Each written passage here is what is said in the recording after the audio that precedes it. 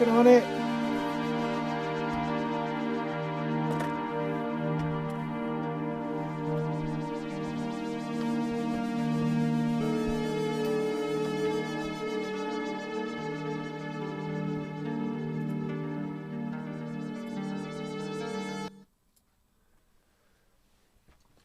Smooth. That was smooth. Sorry about that.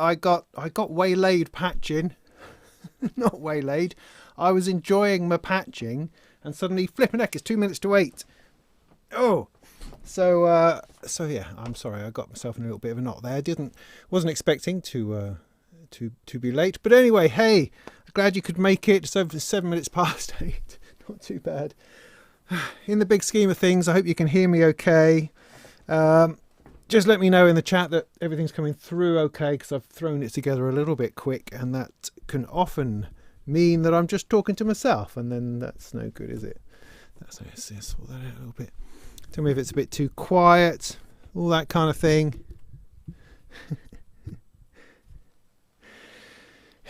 Yeah, disco party, maybe later.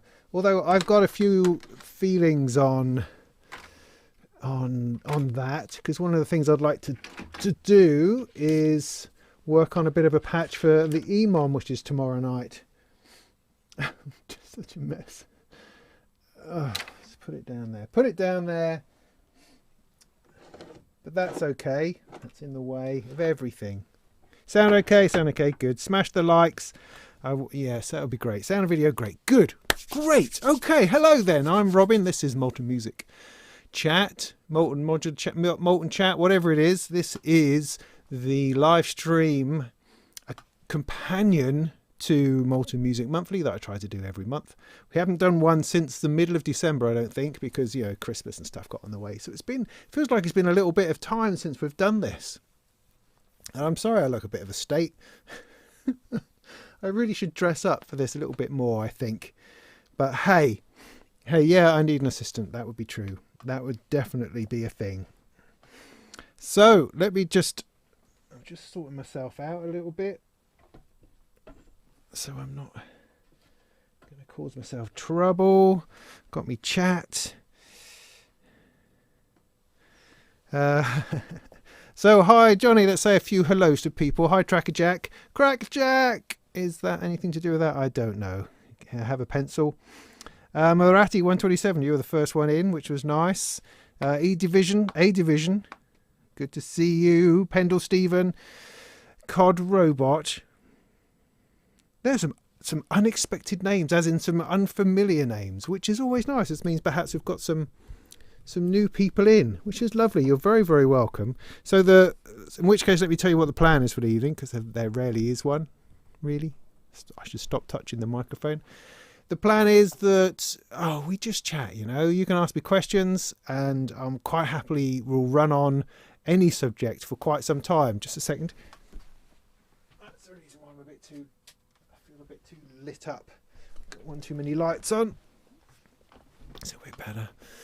And we talk about music technology, talk about modular synthesizers, talk about the stuff that happened over the last Molten Monthly.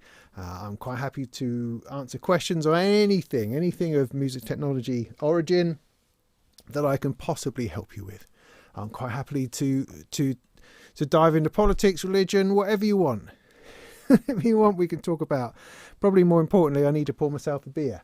But the one thing I would like to do this evening is to just play with this for a bit, because I have an EMOM tomorrow, and I've been thinking about it and haven't done anything about it. But usually my plan is to throw some kind of patch together. But I was very struck by a couple of things. Something Gaz said. I did a live stream with Gaz last week on his channel, and we chatted about various things. And he talked about how he used to have a donk in his modular, which is essentially a kick drum, some form of kick drum or percussion that you can drop in at a point where you're kind of feeling a little bit lost, and that will just bring everything back together, and everyone will go, oh yeah, it's a donk, I understand that, and so on. But he has since removed the donk and is now donk free, and that's troubling to me, because I'm kind of all about the donk. I start with the donk and try to keep that going the whole way through. So I feel kind of slightly challenged by the idea of doing something which doesn't have to rely on a techno beat, which doesn't have to drop into kind of a 4 to the floor at some point. So everyone goes, yeah, this is great. But actually be brave and courageous and do something more melodic and interesting, which perhaps isn't going to make people clap or dance, but maybe will be a more interesting 15 minutes, you know. So I was just putting this together because my modules change all the time, sticking a load of modules in here to see if I can find something that would make an interesting bunch of melodies. So melodies and effects was really what I was focusing on. And what I've got, it's already making one noise, I think.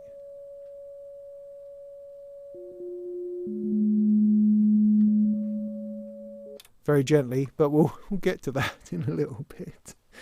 So let me pour myself a beer. This is the only glass I could find. This is such a mess. I've been struggling with the space of late. I need a skip or a van or something. I'm pretty sure there's something living in my shelves over there that keeps rustling at me. Everything just needs to calm the heck down in here. And I feel that I never seem to have enough time to do half the things that I would like to do. I turn up here and go, oh yeah, I'm going to really do that. And then I get into 6 other things and never get done the thing I was trying to do in the first place. It can be terribly frustrating, disembobulating, I would say.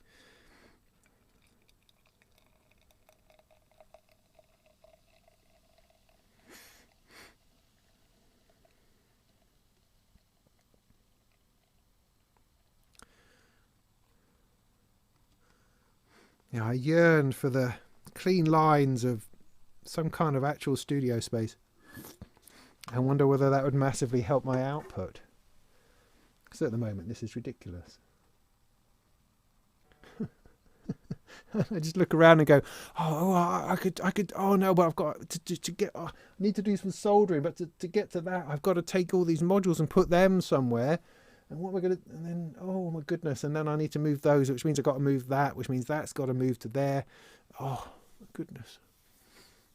But anyway, that's not for contemplation this evening. This is some kind of Camden Pale Ale. Woohoo! Cheers.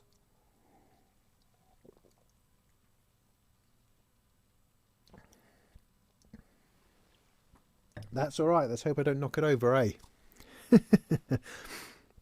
Greybeard, good to see you. Corey, Adrienne, Nick, Culture of Ghosts, hi. Swizzle Circuits, well done. You are Twitch over there. See, and of course, here's an example of what ridiculousness I live in over here.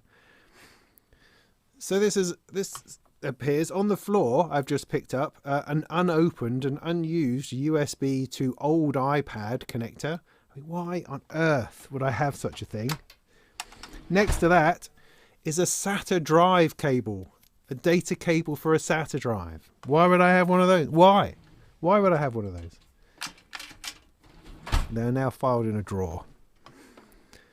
Anyway, working myself back down the chat. Ken, good to see you. Glad the beer finally made it home. Whether it was inside you or not. Inky, hi. Great. Good to see you all. Really nice of you to show up. That's lovely. Madcap Modular, hi. Up man, coming from somewhere that has accents on things. Good, right, got to the bottom. Most riveting of moments, yes. Ooh, good. So yeah, so how are you doing? I've already done a live stream today. I was on Sonic Talk this afternoon, which was exciting. It felt a little bit kind of hard work trying to find things within the coverage of NAMM that was really, really exciting, because as Nick sort of pointed out, I think a lot of the stuff we had already seen had already been announced, and so finding absolute fabulous new things to talk about was kind of difficult, really. And not all of it was completely stunning. There was, some good bits, but Yeah, interesting.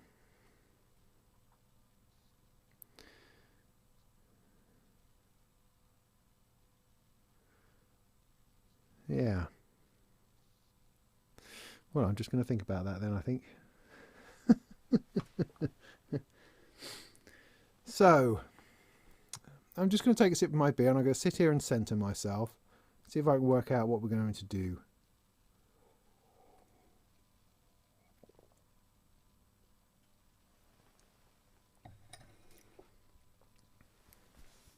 I mean, okay then, what were your favourite things from NAMM? Was there anything at that and the Buchla and Friends event that really thought was particularly interesting? I would like to know. Quite happy to share an opinion on said things. Trying to think what was in the Molten Monthly. I mean, that was quite packed, but also not entirely with NAMM related stuff, funnily enough.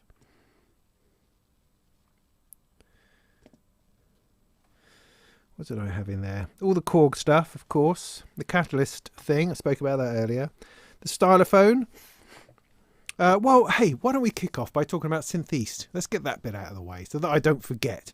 Now, Synth East, if you're not aware, is a festival of synthesizers, which I'm hosting at the end of February. It's in Norwich. It's fantastic. It's over 3 days, Friday, Saturday and Sunday, 23rd, 24th, 25th of February. Friday night has sold out. So I'm afraid there's no more room for anything for the Friday night. So we're not going to worry about that. But for your interest, the Friday night we're showing the documentary of Sububnik, Morton Sububnik, who I don't know, he invented electrons or something.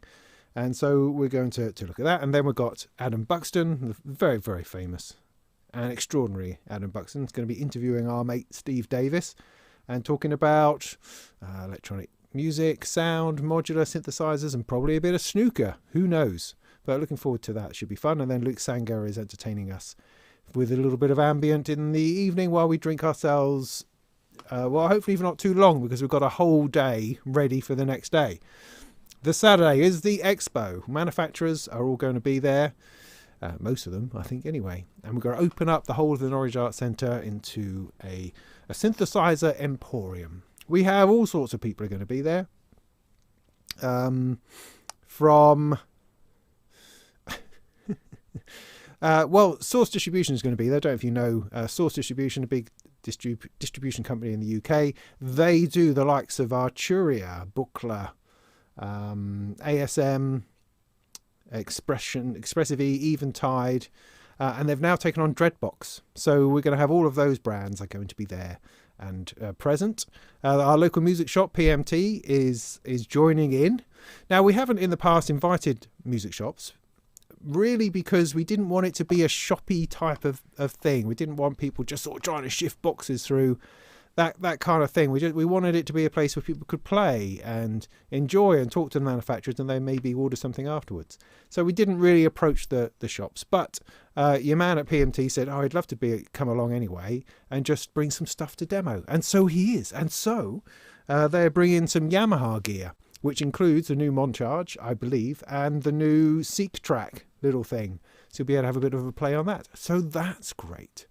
Other manufacturers, we've got Rick Modular, we've got Nobula, Apollo View, I believe, AMS Synths, Thonk are going to be there with their kits, DPW, Expert Sleepers, Erica Synths are going to be there, which is quite exciting. Voltage Vibes, all of this is on the website, of course, and you can go and check that out. But we've got a good solid bunch of people who are going to be there with interesting things for you to try out.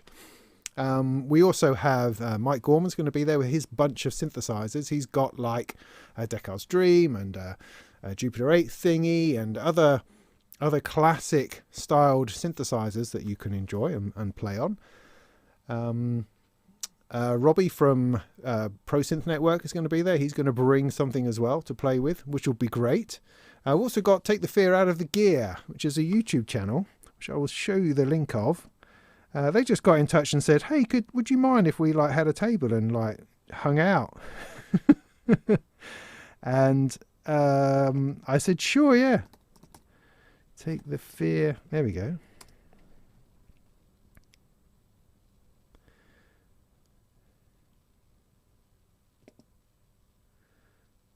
So yeah, this is a couple of geezers who talk about gear and stuff. Fantastic, all sorts of things. So all right, get that link, copy. Blah, blah, blah. Stick that in. DJX. That was the last extraordinary thing that Yamaha did, wasn't it? What a thing that was. Wow, that's a blast from the past.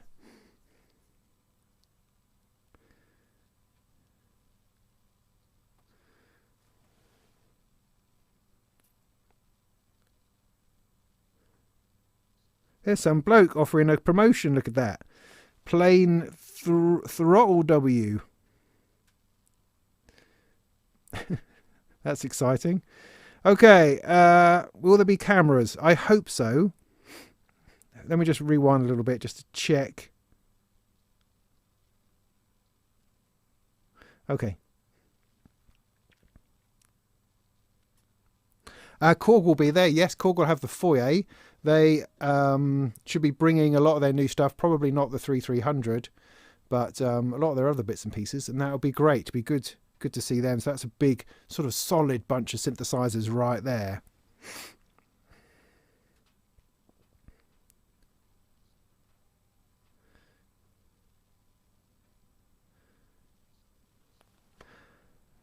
Take the fear out of the gear, maybe bringing a few Behringer bits and pieces for their table. So that's cool. You know, the more the merrier. I did see the new spring reverb. It's just a bit odd, the Behringer spring reverb, simply because it's massive. I mean, you know, the original unit is massive, so it ain't all that. It's just that it has sort of Eurorack connections, and they're almost suggesting that you should drop it into your Eurorack. But it's huge for just a spring reverb. I mean, there are plenty of spring reverbs in Eurorack which tend to have just a little module that's attached to the tank, which is elsewhere because it's a bit of a large thing to stick into your rack.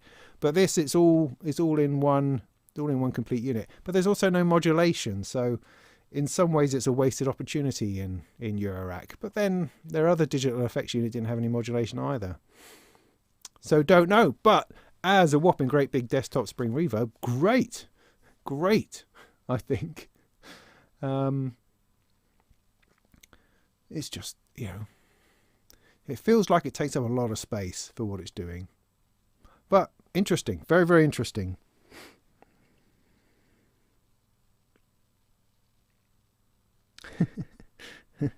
Well, Ken, if you had a Buchla easel, I would buy it off you, so you would have the money then. And then I would have the easel. That's definitely the way to do it, I think.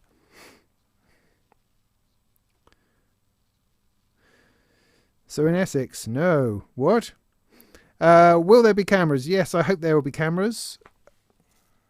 So I'll be recording what I can during the day. There won't be any live streaming, I don't think, at least not from me.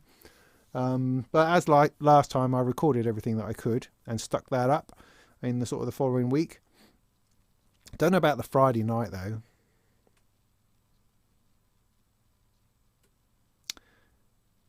I'll have to think about that. Might need to check with Adam to see what he thinks, because I'm pretty sure that the Adam and Steve interview, the idea is that it's part of his podcast, because Adam Buxton does these great series of podcast interviews with people, and so this would tie into that. So I imagine that he is going to want it recorded in one fashion or another. I will make inquiries about that. Yes, but otherwise, the Saturday, I certainly would record as much of the live performances as possible. So carrying on with the Saturday then, manufacturers aside, the other thing that's happening is we've got a whole bunch of performances. Starting off with Hardwired, who's Barry, who runs the EMOM, performs under the name Hardwired, and he'll be kicking us off. Followed by Tristan Burfield, who's a crazy 8-bit squiggling lo-fi loop monster of a performer. That'll be fantastic. And then after that, we've got the All-Star Patch-Off, which is myself, Steve Davis, Gaz Williams, Mylan Melodies, Nina Richards, Jason Jervis, and we'll all be doing modular jams together for the rest of the day, which is exciting. Now, I should stress at this point, the Saturday is almost sold out. I think on Friday, what day are we on now? No, earlier in the week, I heard that we were down to the last 30 tickets. So if you are thinking of coming along on the Saturday daytime, then do buy a ticket. Don't try to think you're going to buy it on the door. Don't think about buying it in a week. Get it now, because we're going to run out. And last year, I had like 20 or 30 people saying, "Oh, I need a ticket. I can't believe you sold out, you bastard." You know, that kind of thing. So don't be like that. Get yourself a ticket. That's the only way. Saturday night, we've got Blancmange, Ultramarine, and myself, Gaz, and Myla playing again. And that's great. There's actually plenty of room for that, because it's standing room only, and so they can have up to 300 people in there. And we've sold, I think, a couple of hundred tickets to that. So that should be great. The Sunday is workshops, and there's still space left on that. There's a couple of spaces left on the Bafako workshop, where you can build pretty much anything in the Bafako range. And there's a few places left on the Thonk ones. There's 2 Thonk workshops where you can build some of their simpler modules. And it's learning how to DIY, it's being guided through some soldering, and you end up with a decent module at the end. It's fantastic. And that is the weekend. So tickets are selling out. So please don't delay. Do get stuck in. It's going to be a great time. It's going to be a really great time.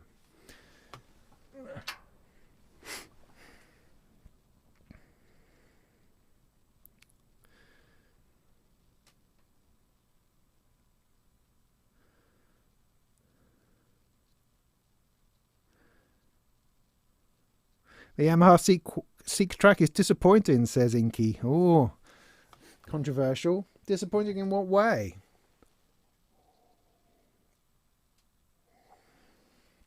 I mean, it's a drum machine with a couple of channels of melody, isn't it? Isn't that more or less it? And sampling, of course.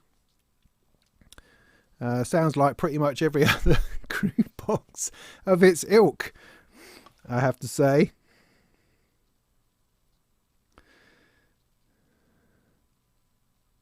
Doesn't the bigger spring mean a longer tail?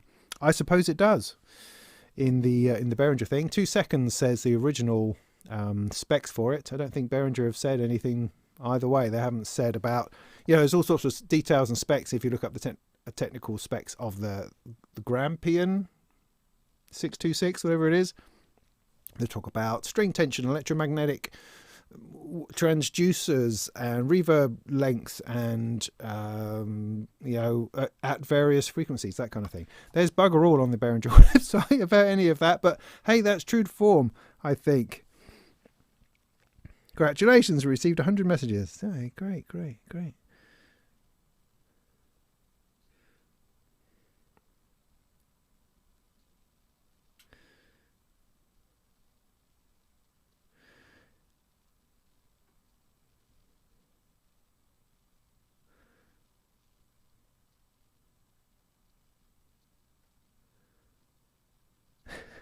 Pendle Stephen, are you still going on trying to work out where Norwich is?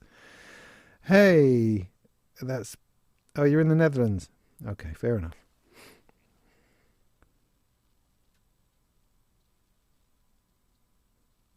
No, I didn't see that video on the PS3300. I saw lots of terrible videos on the Korg 3300 where it didn't sound like anything like 49 note polyphony. Or a classic. I mean, maybe they only made 50 because it wasn't very good. I mean, have we considered that as a possibility? Or are we just assuming it was excellent, really excellent all the time, and it's just the ability to play it which is the problem? See, now we're going to argue over the length of reverb tanks. I mean, does it matter if it's 2 springs or 3 springs? That's important? These things are... These things could be important. What podcast asked Above the Trees? The Adam Buxton podcast. Let me see if I can find that for you.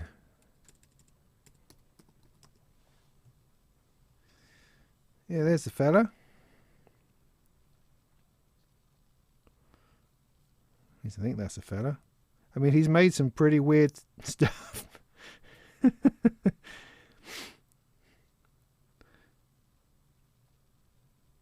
Maybe this is not the one. Just check.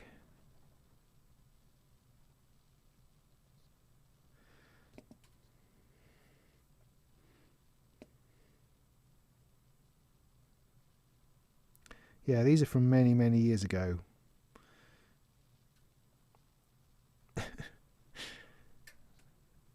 Yeah, that's not it.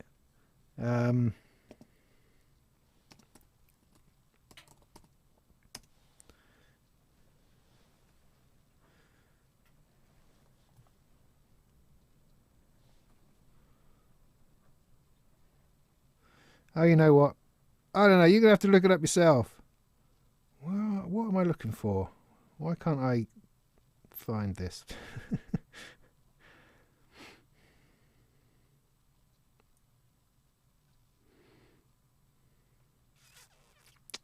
I'll know it when I see it.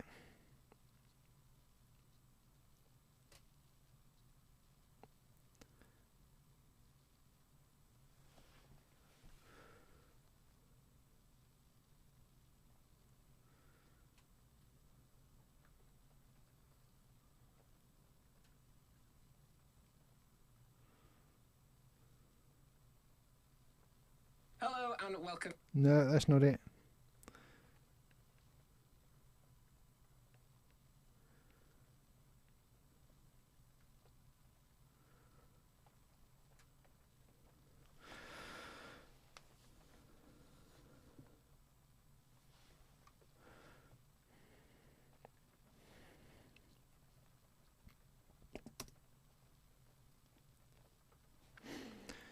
Boo boo doo, boo boo doo, boo doo. He seems to be on everybody else's channel. That's the problem.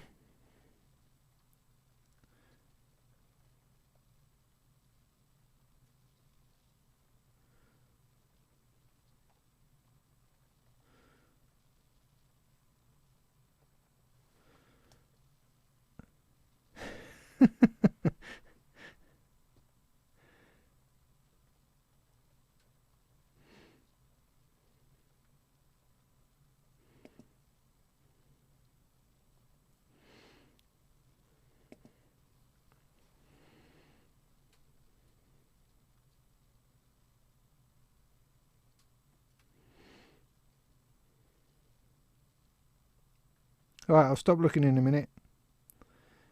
Gosh darn it.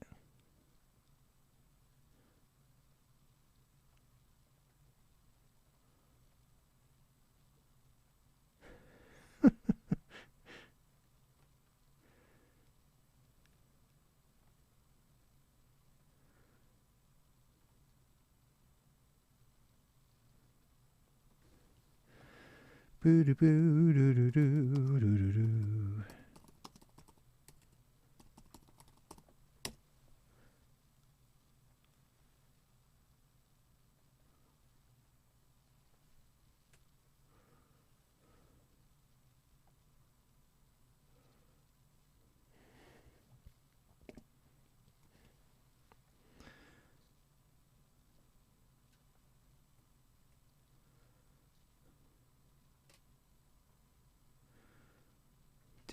doo.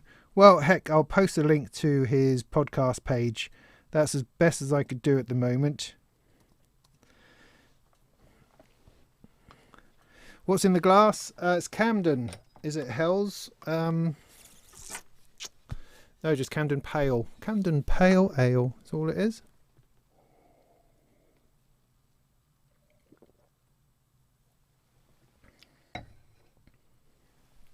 And so that's that in a nutshell is Synth East. So I'm not going to have another live stream before that.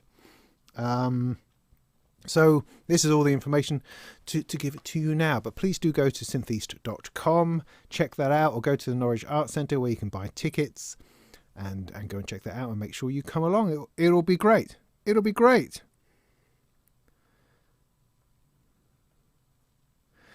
Any Synth East questions, please throw them in the chat. That would be great to do that right now.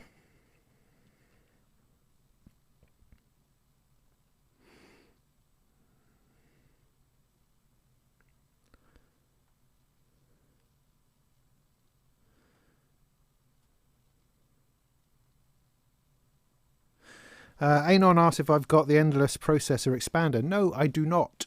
I tried to buy one a little while ago and they just weren't available anywhere. So I've kind of like forgotten about it. And I don't have any money at the minute. Thankfully, I've just got some royalties through from Buchla for selling Molten motion meters. Excuse me. That's very unpleasant.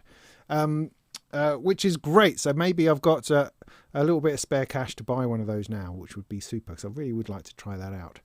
Because the endless processor is still endlessly fascinating. Although at the moment it's endlessly sitting over here. I think in my sin pile. Yeah. Because I can't fit that in at the moment. The other thing I must remember to say is that Gaz was planning to do a little bit of a premiere at 10 o'clock after my live stream of a performance he did with Steve Davis on top of some roof somewhere. He's now postponed that till tomorrow, so that'll be Thursday night at 10 o'clock at his place. You should all go and descend on him there. So we've got no time limits on us tonight, which would probably be good because I feel like I'm going to flake out relatively early this evening because it feels like I've had a long day. I've struggled with some things today, and I've already done a live stream, as I say, with Sonic Talk. But it is lovely to be here for a few minutes. I think I might need to get myself slightly more comfortable because my back is also playing up. Oh, it's just everything. If I go a bit more like that, then I could make it look like I'm reading a story. Just lean into that a bit. That's a little bit better. Oh, that's a bit better. Oh, I should have done this at the start. Why have I been sitting? Good grief.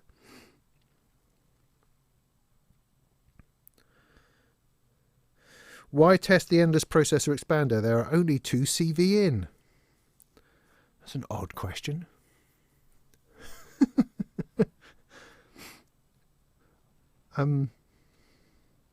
Okay.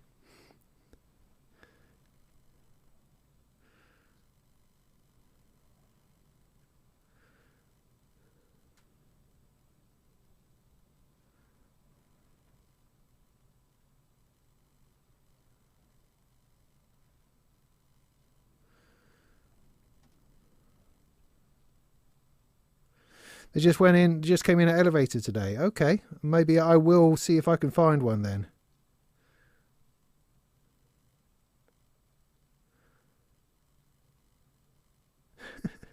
Edgar Allan Poe? Is that good?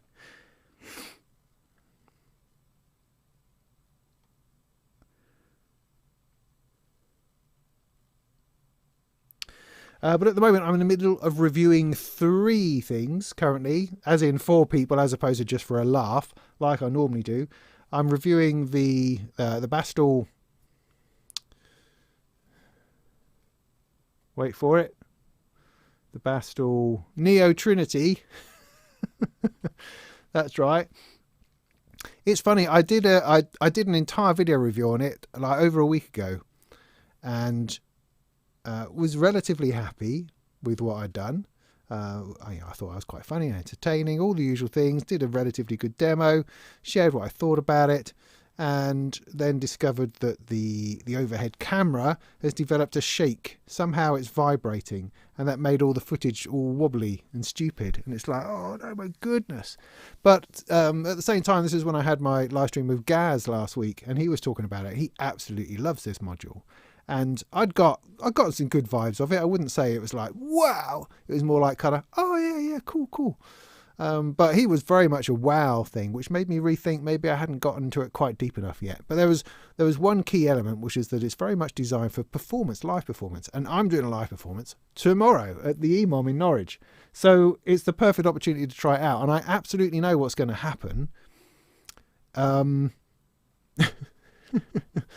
But I need to go through the motions of doing it because I want to review it honestly. I mean, you only get 500 words for Sound on Sound, which is not a heck of a lot.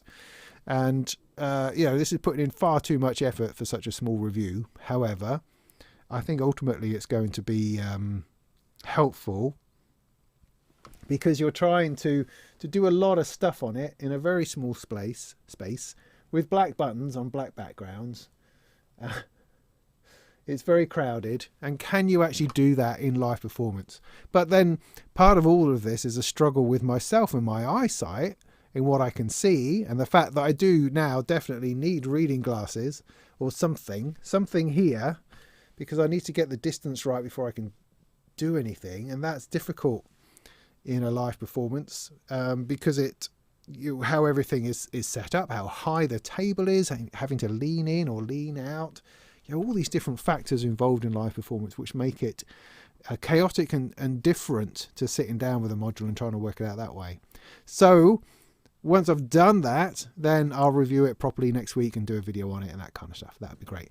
I'm also reviewing the SGR 180620, which is this module here, which we'll look at in a little bit. Once I finish my beer, we'll have a look at that as well. And that is quite fascinating, quite unruly and weird, but it has like an enormous amount of stuff built into it. It's kind of a drum percussion. It's like the Bacillus Iteratus altar, I would say. It is that sort of vibe, but it is entirely analog.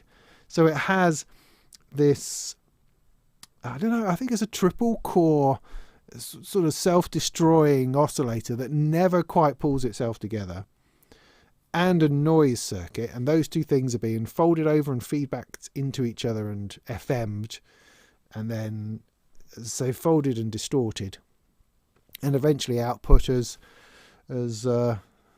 kind of sound.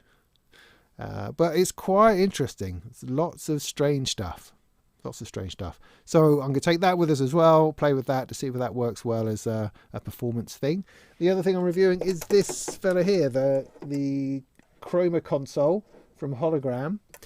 You might have seen my video that I did on that. That is fascinating. Can't see that because of this bit here. Yeah, it's just here. Look. You kind of know what it's going to do, and it does absolutely that. It's like buying a bunch of lo-fi plugins that you stick on the end of your mix. That is exactly what it is, and it does that really quite brilliantly. Do you want that? It's like sticking a big slab of butter on the end of everything. So I don't know, do we want that is really my biggest question. But I've only sort of surface played with it so far, just literally turned it on and twiddled.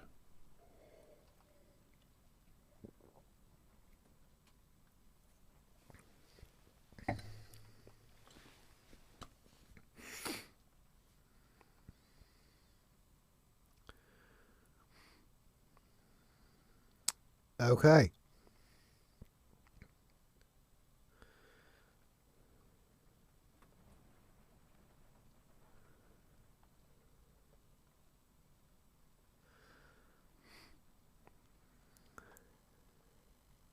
If I was going to suggest 3 Eurorack modules for a beginner, what would they be? Good question, Ryan. I would say the Pony VCO.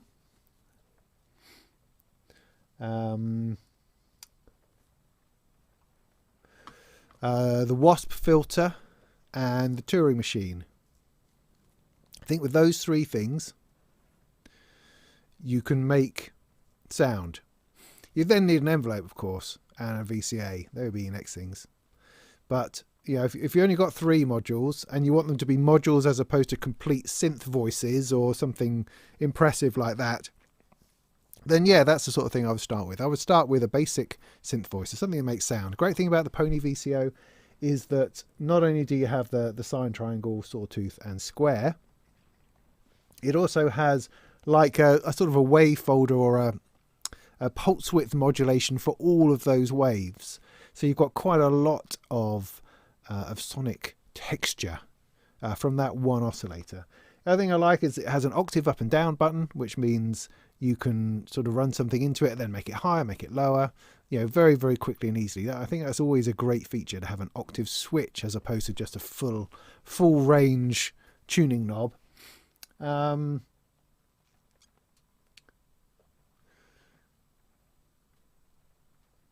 It does also have a built-in VCA, so you could, if you just get an envelope as your extra module, just get a single envelope, then you could run it like that. But you really need 2 envelopes because you've got that filter, and that filter is the thing that you want to move, really. So yeah, they would be relatively budget friendly, I think. Possibilities. But there's lots and lots of ways you can go. Something like the function junction, for instance, from Create Audio would be excellent because it's a big chunky module. It's got lots and lots of functionality. So it has LFOs and envelopes, functions built into it, all of which will make it very interesting to move things about. Because ultimately you want to move things about. If you can't move things about, you'll just get a single note. But that would be good. And also thinking about it, if you get a touring machine, you'd need a clock as well. So it doesn't have its own clock. So you could use, I mean, some of the first modules that I got, one of the first modules I got was the Batumi, which is a 4-channel LFO. And that's really, really useful because you could use one of those as a clock. Now you could combine that with envelopes. So for instance, there's a quad envelope from nano modules, each of which can be an LFO. So you've got 4 channels of it, very simply, just an AD, simple AR rather, or AD, one or the other type envelope. So an up and a down. And it means you could use a touring machine or rather you could use one of them as an LFO unpatched to clock the touring machine. The touring machine could then trigger another one of them as an LFO. Could trigger another one of them as an envelope into the filter. You could stick another one into the VCA, and that would all work brilliantly.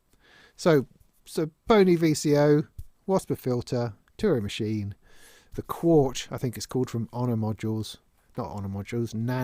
modules, would be a great little setup as a starting point. Then you'd need some delay and reverb and stuff like that. So it goes on and on. It goes on and on. But you might have some guitar pedals. They might help. Because you're going to need a case. And on and on. Frequency Central do the Stasis, I think it is, which is like a little multi-effects unit, which has got reverb, chorus, delay, that kind of thing. That would be a worthwhile thing. And they're not expensive either, particularly if you build it yourself. Marbles, rings, clouds. How boring. How intensely boring would that be?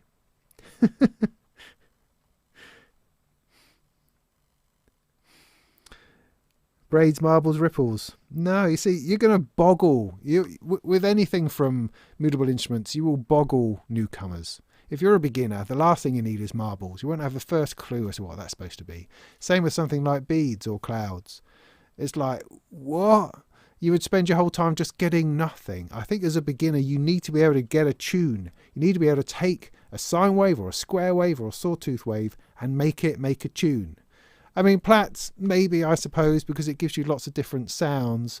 But I would recommend going with an analog oscillator because that's the sound that you're after. That's the modular sound. You know, having a bunch of wavetable sounds or plinky plonky sounds or Carpus Plus sounds or whatever. All those things are fair enough, but that's the sort of thing that you develop into.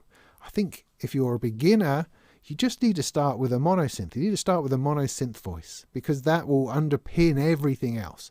And that's the place that will take you somewhere. Because you could spend weeks and weeks looking at marbles thinking that you're doing it wrong before realizing that it's just a complicated module. The same with clouds / beads, you know. Whereas with something simple like an analog oscillator, a filter, some way of driving it, you know, that is what I think sparks you going to then the next thing and the next thing and then building up and then wanting something to complement that, which is where something like the Platts comes in, which is where once you start making interesting sounds and sequences and something like marbles comes in, you know. That's my thinking on it. But of course you can do it. Do it however you like. But that would be my advice. Just don't listen to these guys. Listen to me.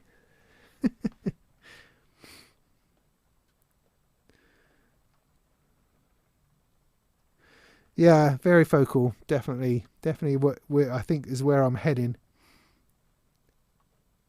What about the new Stylophone modules? Well, I mean, the old theremin is a bit of a looker, isn't it? What a great thing. Yeah, it's interesting because Stylophone, as we know them and love them, I have a Stylophone, funnily enough, up there on the shelf from way back. They're great. We've always known them to make sort of toy-like plastic things that are quite super and fun to mess about with. Great to mod and hack into. Good bit of a laugh, that kind of thing. But they have, over the years, tried to do more serious stuff, but none of it's really stuck. So when the theremin came along, that seemed to be, perfect. It's exactly the sort of thing that Stylophone should be doing. It looks like fun. It's got a great sound to it. It's got a great shape and design to it. It's already feeling very vintagey and retro inspired. And it's great. Should do well, I think. Apparently theremins sell huge amounts. The guy at Source Distribution who used to do Moog said the theremin is their biggest selling Moog product. Which boggles my mind, because you don't tend to see them about, do you? I think it's an instrument of fascination that people kind of buy by accident. Anyway, so the Stylophone theremin, yeah, I think that's tops. That is the other one. If you're talking about the DS2, yeah, that's very interesting. Very interesting. Hopefully, I need to speak to them. I'll let them get over NAMM. I'll speak to them next week. I need to speak to Stylophone about coming along to Synth East, because they expressed an interest just before they went to NAMM, and it would be great if they're there, because I'd really like to have a bit of a play on the DS2. So a drone synthesizer, but also it has the ability to be Euroracked and used as regular oscillators. Oscillator into filter, you've got like 2 sections of oscillator into filter, and then some super duper LFO, some digital effects. Sounds very interesting. Also, what's interesting is that it seems to be the start of a series of modules. So that's interesting too. Well, hopefully they do it right this time, because they haven't always got it right. And so it would be great if they did. It looks like they have. It looks like they have.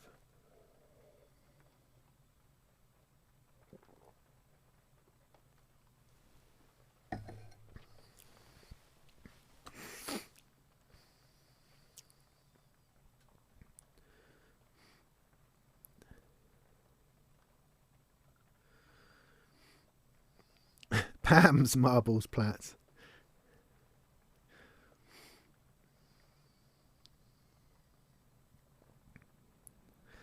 No, you don't want a Pam's, for heaven's sake. What does it matter with you people?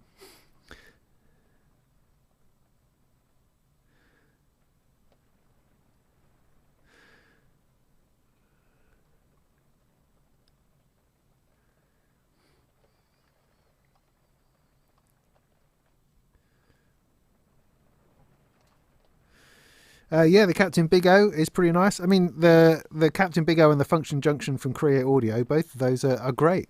You know, you've got a lot packed into those 2 modules, and they're not expensive. They're quite wide as modules go, but they're not expensive. It would be a great start to a case. In fact, get the flipping nifty case with those 2, and you're on to a winner.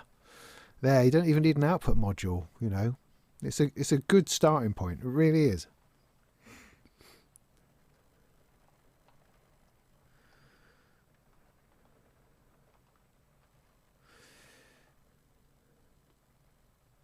And Ken, yeah, that's where you still are, though, aren't you? You've just got you've got your happy ending kit. You've got your one oscillator and a micro brute. You're rocking the world.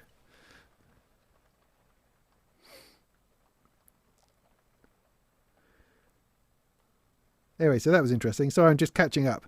Varigate 4 Plus. See, that's quite interesting, because I have the Varigate 4 Plus. It was one of my first... Well, no, it was an early purchase for me, and it's one of those modules which I think is blindingly useful and terribly frustrating all at the same time. I've put it back in here. It goes in and out of my rack a lot. What I like about it is how quickly you can generate a sequence. What I don't like about it is the levels to which you can find yourself lost. because very quickly you're on the wrong channel and it's no longer kind of showing you what it was showing you before, or you don't press the right channel button and you end up changing the thing that you didn't mean to change, or you're not in the right mode, so you absolutely change the scale and the length of the thing and other bits and pieces rather than changing the notes. So it's a sort of module that's very prone to mess you about. In some ways I'd rather it would just do the one thing so that it wasn't quite so bothersome, because I really like the sliders more so because I've got like an 8-step sequencer which I used or have used a lot from Wavephonics, and it's knobs, which is okay, but I really like the slider feel to the Varigate.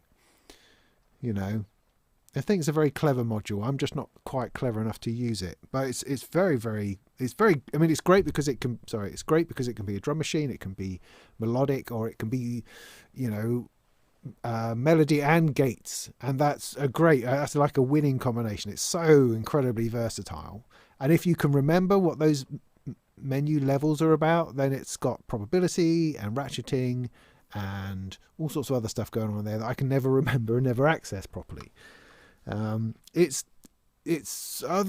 Difficulty is that it's really difficult to set particular notes. You can kind of guess at it,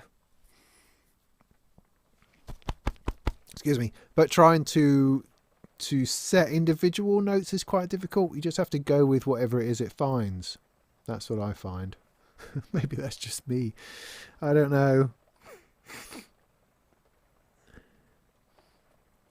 A few months before the DS2 is available. D2, DS2, I don't know, whatever it was. Okay, if you say so. Braids is much easier to use than plaits. Okay, I never had a braids. I liked the little display. I thought that was kind of groovy. Plaits, I don't know. It's relatively easy. Built-in VCA, says somebody, and envelope. That must be referring to something else.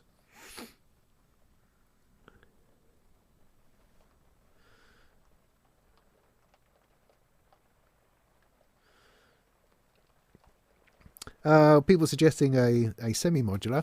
It is a good idea. It's always a good idea, but it won't teach you how to patch.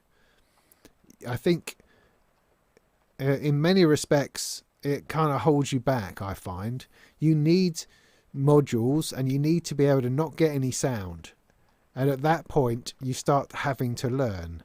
I found, you know, it's like I had to put the Mother 32 aside, which is what I started out on, because I wasn't really patching that, because I didn't really see the point, because it was already making sound.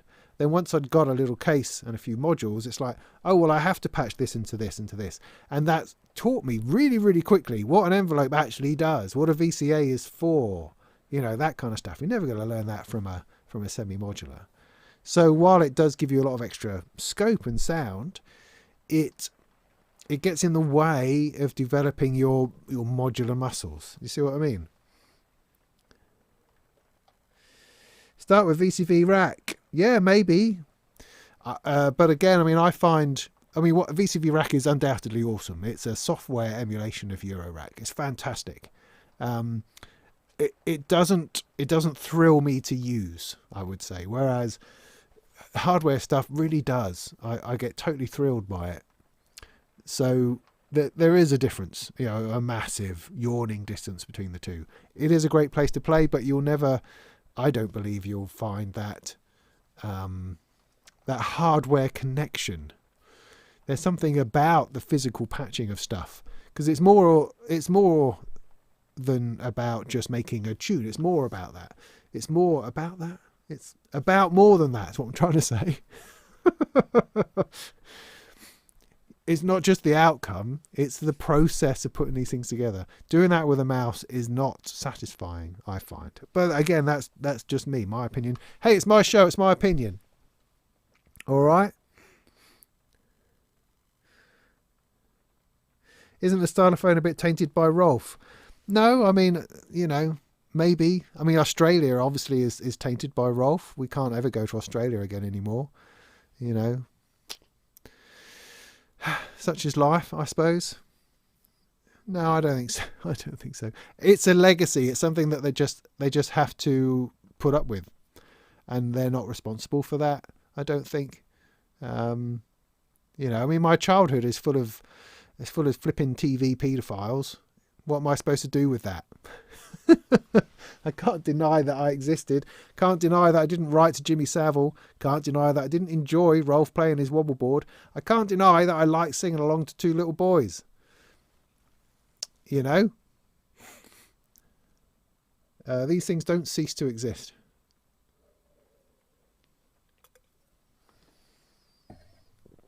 It's a question on whether the artist has to be a monster in order to be an artist. And what does that mean for... What does it mean for what's been created if it's been created by a monster? Is that important? Aren't we all monsters? Wasn't Joni Mitchell a monster when she created all her work? And does that matter? Do we reflect upon that? Do we like Roman... We could go on and on. It's a good, meaty, chunky discussion. I read a really good book on it called... I think it was called Monsters. Which was, yeah, really interesting. It kind of folded into the idea of whether we can still enjoy the art of people who have done bad things.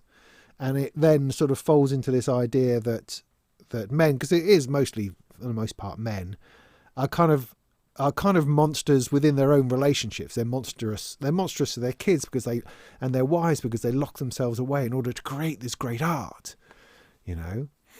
And that happens all the time.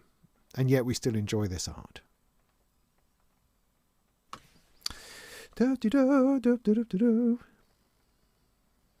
Yeah, and there probably is a secret place where people play theremins. And in case you're wondering what the heck I'm talking about, I'm behind the chat. So I've probably said something that you've now responded to, which I'm now re-responding to further down the line. Because I don't like to miss stuff out, you know. What time is it? Okay, 9 o'clock. Does the Stylophone theremin not have a CV out? Okay.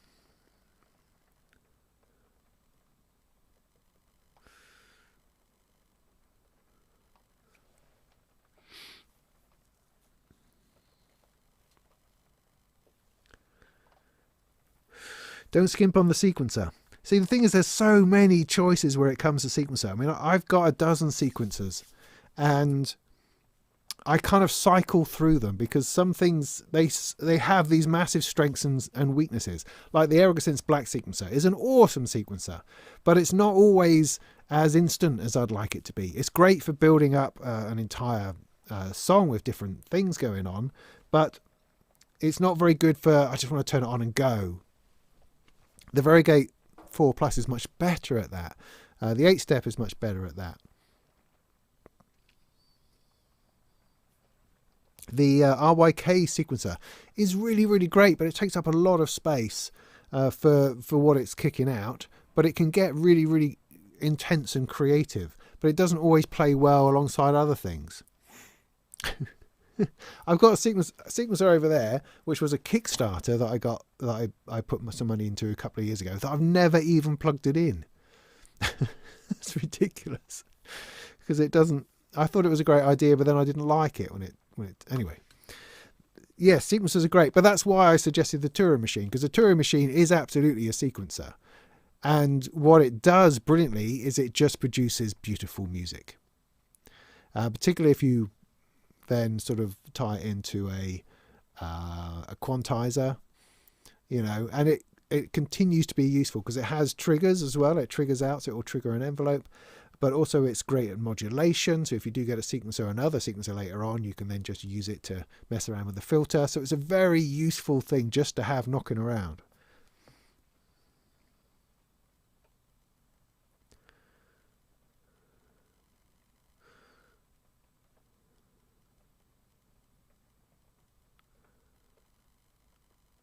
What do I think about the Behringer Brains? Well, it's just a Platts. Almost, more or less. It's fine. I did a review of it for Sound on Sound. I have one knocking around somewhere. I've not plugged it in since. I think the screen is so bad it's almost a waste of time. It's so slow that it's it kind of just gives you kind of an impression that something's happening. I mean, a screen like that is useful because it at least is showing you that you should be hearing something, which the Platch doesn't have. But it's not particularly representative of what it is that's actually happening. And in some ways, it just makes it feel a bit kind of cheap, which of course it is. But it's a great source of sound, undoubtedly.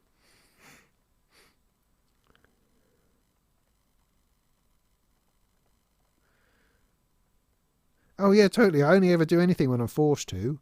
I have to force myself to do the lot. That's the whole what this is all about.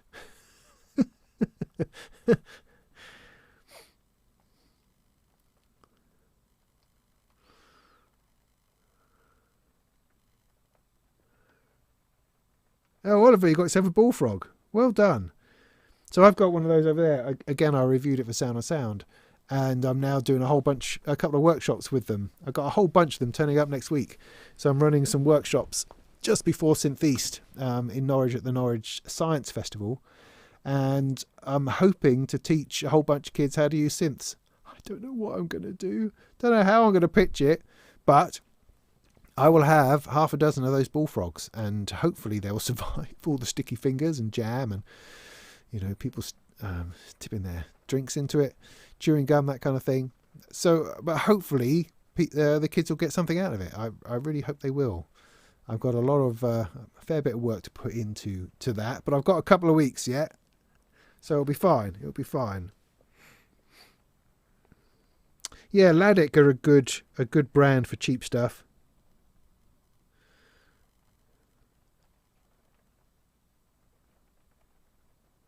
Oh, it's a great build, Nick, the RYK sequencer. Yeah, no, it's great.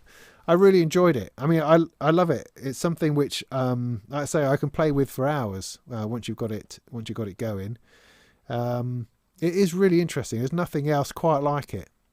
It just, like I say, it just doesn't always fit into every scenario. And I thought about putting it into my case for this, but then,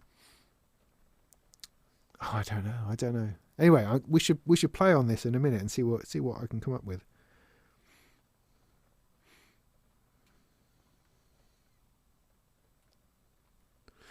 Do I use any CV control stuff on my computer like I used to? No, I do not. It's something that I would do if I had a bit more time, because I think it's interesting, and I think connections with Bitwig and things like that would be interesting, and I would like to do more videos on that sort of thing. As ever, my problem is time, because I have to write in order to make money and pay the bills, and that takes up most of my time. So although I have lots of great ideas for great videos that would be interesting, not just reviews of a new thing, another review, but actual doing of stuff, I have very, very little time to actually make that happen, So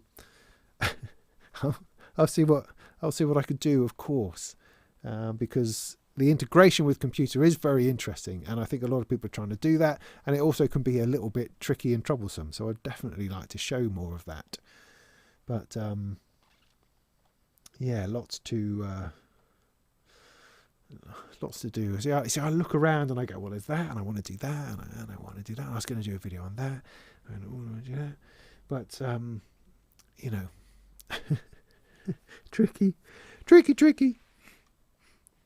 All right, got to the bottom again. Good, lovely. So there you go. Look, we spent an hour talking about a load of old bits and pieces.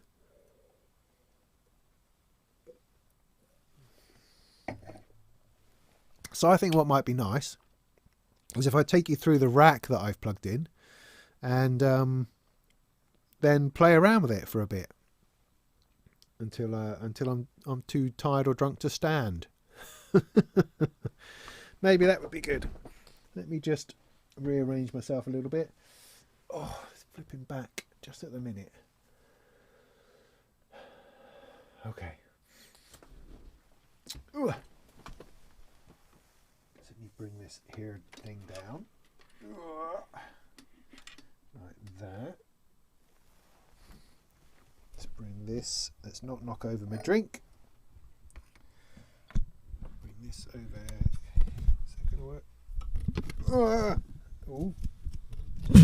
Sorry about all the noise on the microphone. Come on. Don't be an arse. Come on. What are you doing? Right, if I bring this over here a little bit, like that, and I can bring that in there. Oh, look, that's going to work, more or less. So, I'm going to have to... Well, I can stand up now, can't I? So I'm just trying to think where to put the chat so I can look at it. I'll stick it on top of the mixer and pretend that I don't need to press anything on that.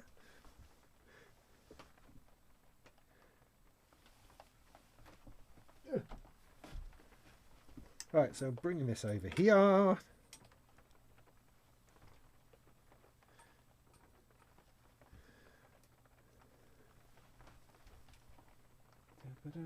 Checking that you can see all of that. Let's go a little bit higher. There you go, there's a rig.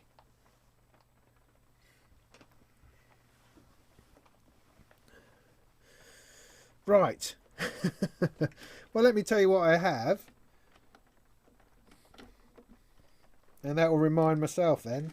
I've got something jammed in here real good. There we go. So, at the moment, I've got this thing going on.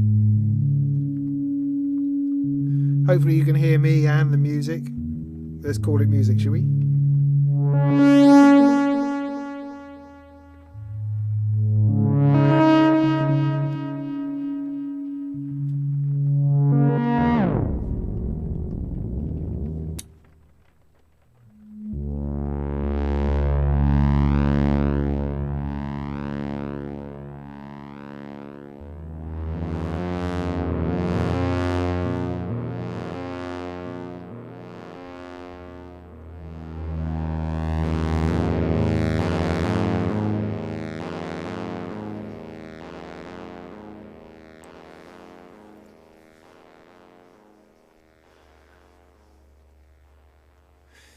Yeah, it would be cool to go full time with YouTube. Yeah, it would. It would be very cool.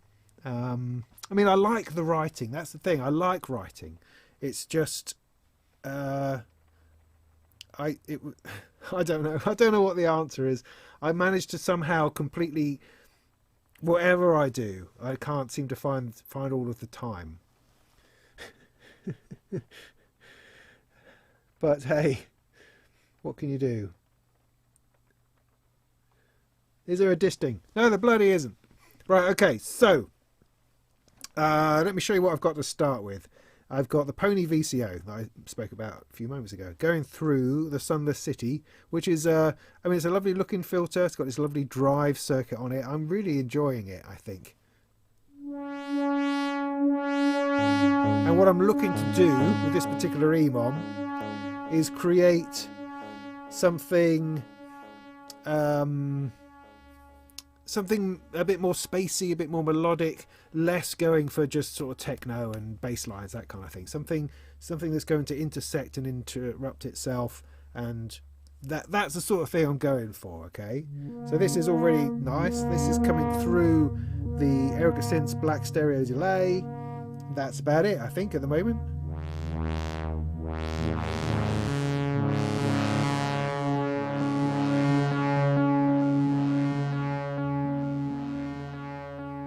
So to accompany that then, I'm going to have the acronym probably going through the Crazy Chicken favourite avocado toast, obviously. And this is currently going into this other delay here, the Vino Echo. And then is not going any further, so I need to remedy that, I think. So that is that. That's not going to reach. So let's... plug a couple more bits in.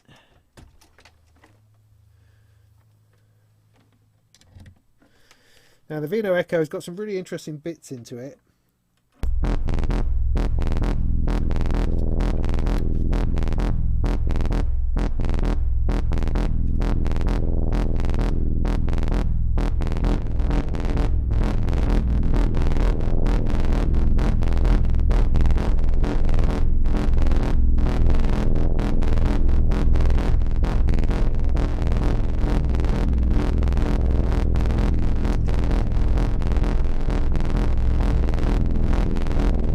needs is a bit of a note. The other thing I didn't say is what's actually driving the VCO, the Pony, and that's coming from my lovely touring machine over here, going through my equally lovely Centre Village little quantizer, which is just gorgeous. I love this thing. It's, you know, most quantizers are enormous, whereas this is just this little thing here, and it just makes beautiful things out of the nonsense. So over here, the variegate is supposed to be running this, and it's not doing very well. So I'm going to go on channel 1. It's on 2.2. We've got notes. So let's see if I can give it some notes that make some kind of sense.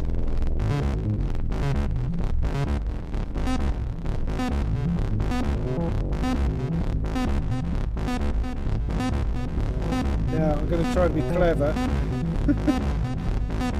And I'm going to think about it. What am I doing? Think about track.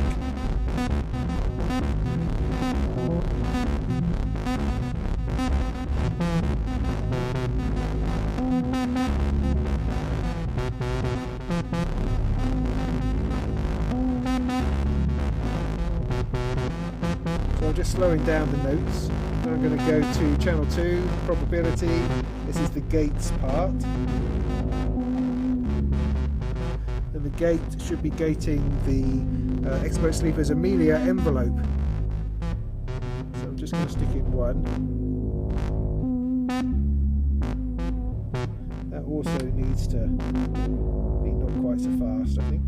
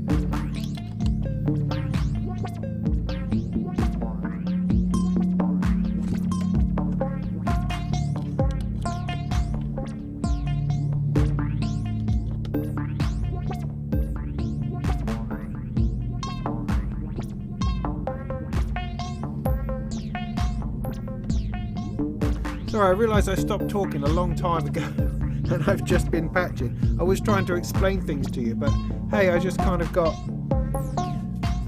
into what I was doing. I hope that's okay.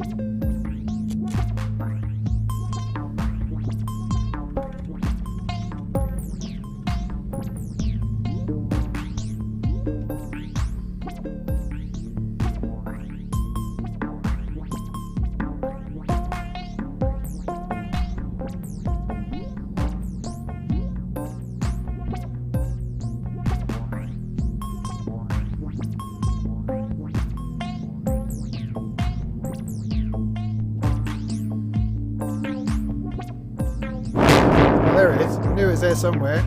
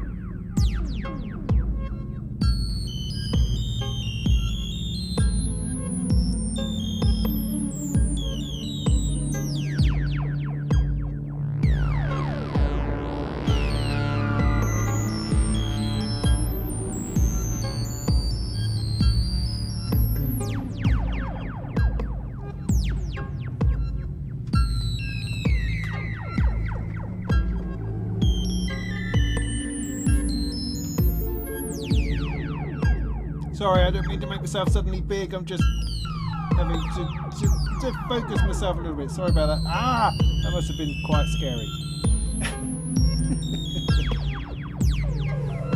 Okay.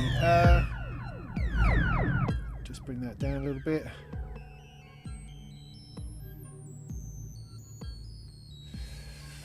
Ooh, well, there we go. That was interesting. I got certainly something lovely coming out of the Pony VCO. Ended up getting something strange and beautiful out of the SGR after sort of struggling and fighting with it for a good long time. Having trouble here. The acronym and the crazy chicken don't seem to be finding themselves particularly.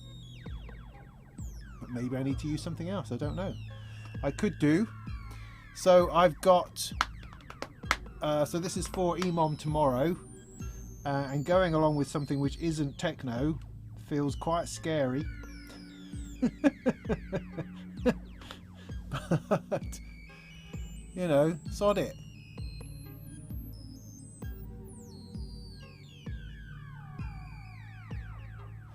That's quite interesting. So I'm gonna work on that a little bit tomorrow and see if I can make it do something a little bit more so I know what's going on.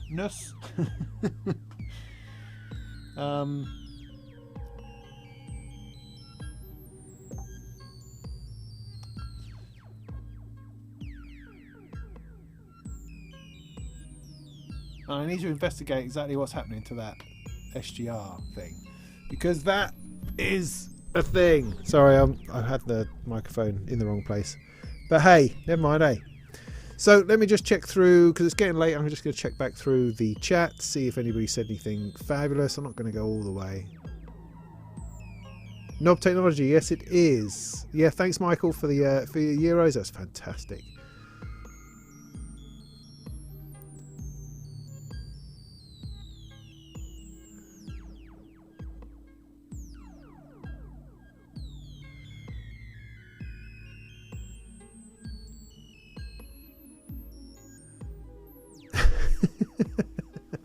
Yeah, the Pico drum with its bark sample. There's just kind of no way through without just scanning through all of them until you find that thing you're after. I need to work that out.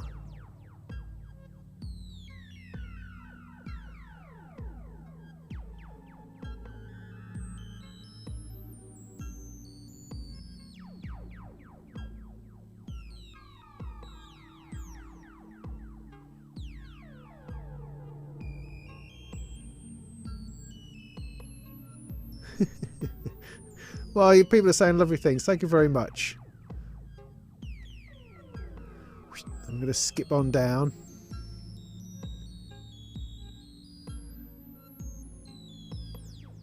It's very dubby, isn't it?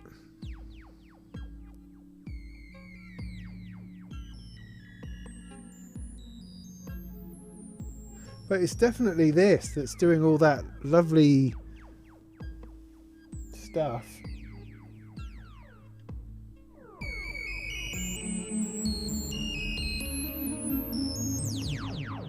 And that's all coming from the SGR.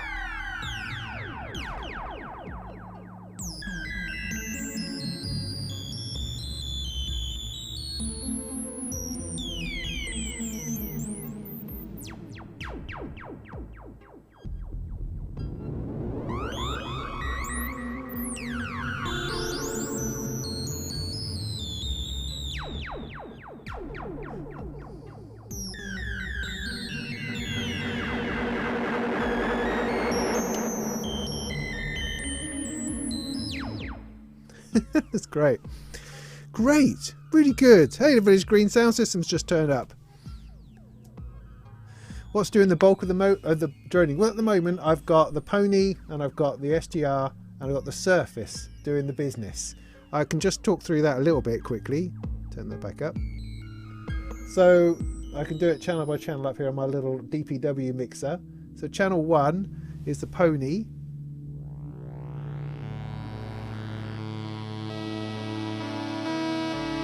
Where I'm just leaning on the filter to open that up.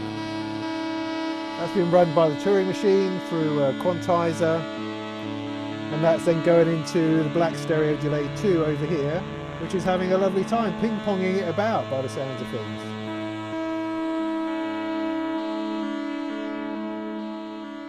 It's just nice and slow. Lovely.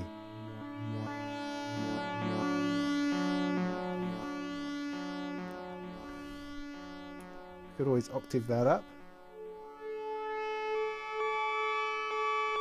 Every now and again. I didn't tune anything before it came out either, which is why it's a little bit odd. So that's channel 1, channel 2. This is now the surface. I did calm down a little bit on the triggering. That's channel 4, which is this one.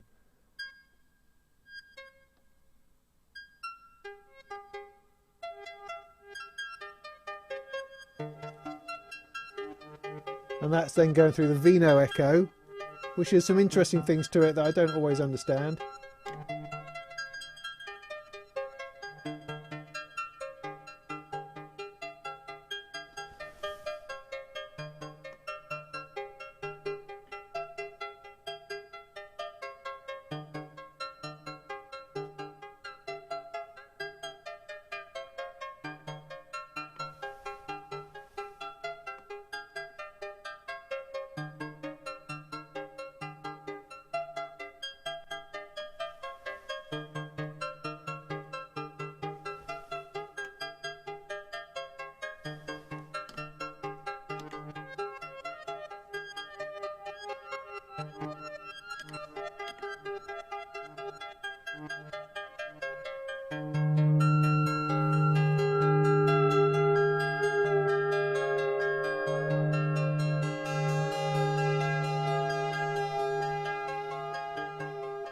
Which is just something I keep coming back to a lot. I find it really good.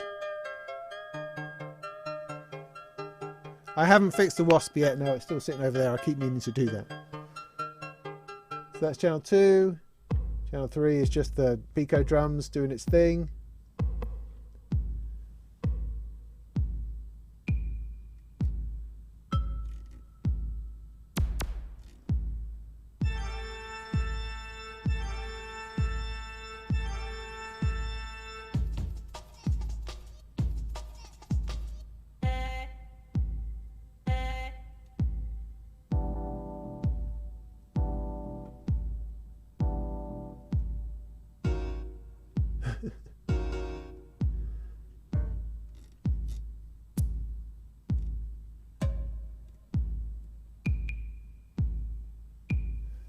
Anyway, yeah, that's not too exciting. And then 4 is the weird SGR thing,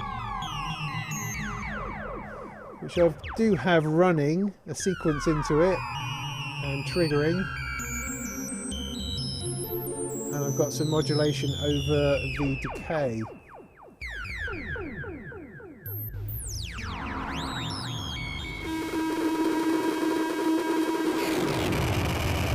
You can go to noise.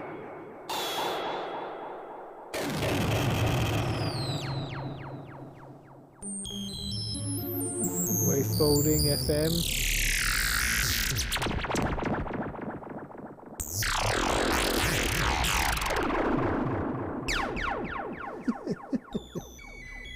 Yeah, so that was that. That was a lot of fun. So yeah, I'm going to see if I can just wrangle that together a little bit to try to work out what to do during my 15 minutes. Although, I mean, I flipping filled up half an hour, didn't I? No bother. Yeah, it's lovely in places, Steve.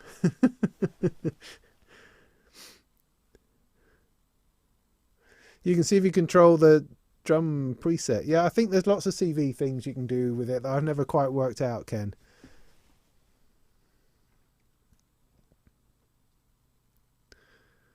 Okay, cool. Yeah, it's definitely very sci-fi.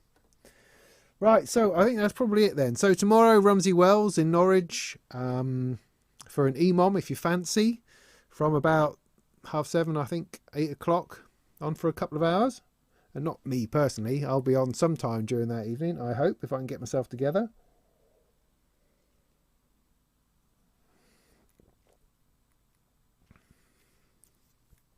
Yeah,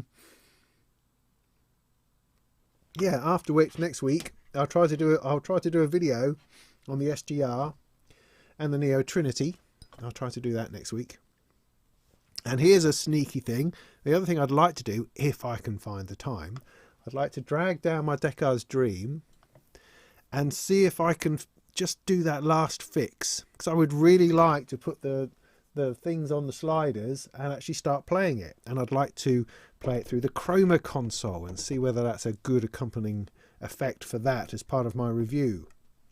I think that would be a jolly great thing to do, because it's kind of sitting there 95% functional with just this little strange earthing problem, which might not be the end of the world, to be honest, and one of the voice cards not working. So I might try to give that a go. So I've definitely got some DIY I also need to do. I want to build the oscillator from Apollo View, same people who did the oh, I don't have any. I thought I had an Apollo View module up here. No, I didn't. Okay, not to worry, but I want to build that. I've got half a dozen little projects I'd like to chuck on through. So yeah, lots to do, lots to do, lots to do, lots that wants to do. But thanks ever so much for joining us. That's been super. I feel very incoherent now. I don't mean to be. I think I'm going to go and make myself some pudding and take it to bed. So I told you all about Synth East. I told you about Gaz's thing tomorrow night. Gaz's premiere of his jam with Steve. Synth East coming up, of course. I've got some video reviews coming up. Can't think of anything else important to tell you right now. Don't forget to get your Synth East tickets, because they are selling out. Friday night has sold out. Do go and sort that out as soon as you can. Otherwise, that'll do. That'll do, I think. Thanks very much. I will turn this back on. Will I? No, I won't. Otherwise, I'll be here all bleeding night. I will say goodbye. Thank you very much for your attention. And I'll put on the outro. Put on the outro. Outro, go. That's not it.